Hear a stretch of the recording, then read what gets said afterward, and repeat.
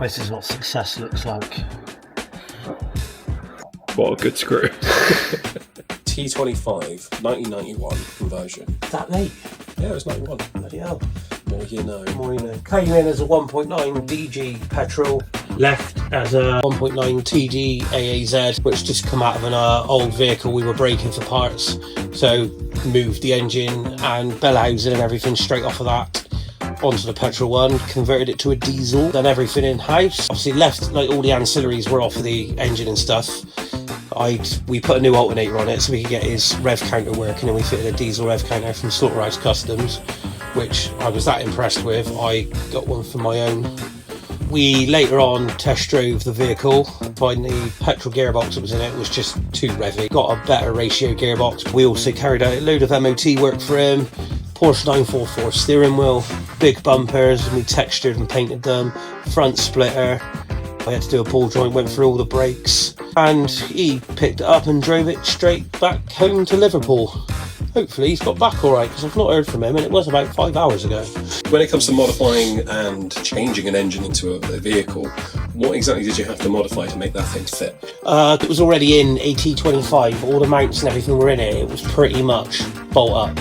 Wiring side of it I sorted out, and the boom that came on the donor vehicle was a bit shoddy, so I've redone all the glow plug wiring and got all of that up together and a bit more reliable, a bit better. We obviously petrols as well have a battery at the front.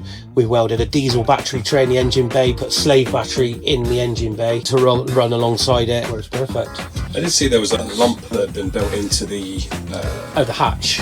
Yeah, so on an AAZ diesel pump, where the engine sits flat, it just sits a little bit proud on the diesel pump side, so we modified the hatch to suit the diesel pump. He seemed very happy when he turned up to see it. So yeah, it was a beast, to be fair. fair. To be honest, I drove it. It was great. Anything you could do with sending a gearbox off to Mr. John Walcott himself and maybe get a taller ratio again, because I'll tell you what, that engine was pulling like a train. How accessible and how much does it cost, generally speaking, to get an engine conversion? It depends on motors. Obviously that AAZ was just come out of a vehicle, went in a vehicle. If you can find one that's already come out of a T25 a lot cheaper, we tend to do AFN TDI conversions, which is what I've just done to my truck. Well, I say just, it was done about 5 years ago, but we're just refreshing it now. And that kind of thing, it depends how far you go with it. Head gaskets, you know, do the works on the motor before it goes in, clean paint, detail.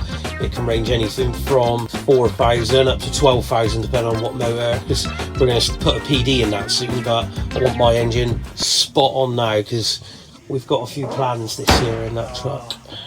Watch this space.